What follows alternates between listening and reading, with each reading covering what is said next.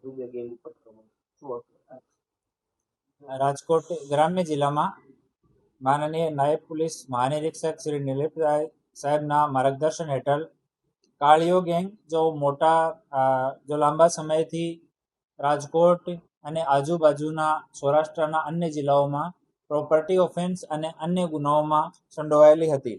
એના વિરુદ્ધમાં ગુજસીટોક હેઠળ ગુના દાખલ કરવામાં આવ્યો છે અને આ પૂરી ટોળકી વિરુદ્ધમાં ટોટલ 47 જેટલા ગુના દર્જ છે અને ટોટલ 9 આરોપીઓ આમાંથી છે. આમાં 6 આરોપીઓની ધરપકડ કરવામાં આવી છે.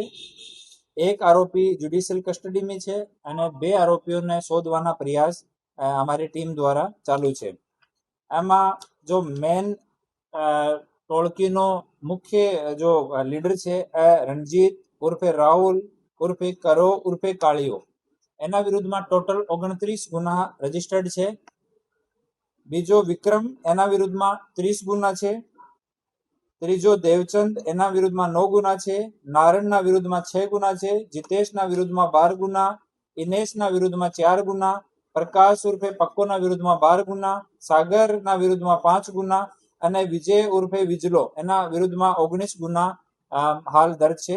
અને આ જે ટોળકી છે એ રાત્રિની રાજકોટ ગ્રામ્ય શહેર, અમરેલી, બોટાદ, જુનાગઢ, ગીર સોમનાથ, જામનગર, સુરેન્દ્રનગર, ભાવનગર તમામ જિલ્લાઓમાં મળીને 28 જેટલી રાત્રિની ઘરફોડ ચોરીઓ લોકો કરી હતી. બીજી જો ચોરીઓ છે દિવસની ચોરી અને વાહનોની અન્ય ચોરીઓ એ 7 કરી હતી. એક મર્ડરનો ગુના ટોળકી ઉપર છે. ગંભીર ઈજાના 3 ગુના છે અને પ્રોહિબિશનના 8 ગુના છે. આમ ટોટલ 47 ગુના છે એ ઓન રેકોર્ડ લેવામાં આવ્યા છે, જો છેલ્લા 10 વર્ષના છે.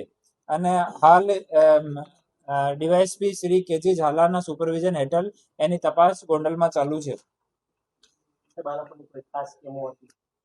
રાત્રિની ઘરફોડ કરતા હતા. તમામ લોકોનો ગ્રુપ છે અને પોતાના રિશ્તેદારને જ પોતાની ટોળકીમાં રાખે છે અને વગર રેકી વગેરે લોકો ચોરી કરવા વાળા છે.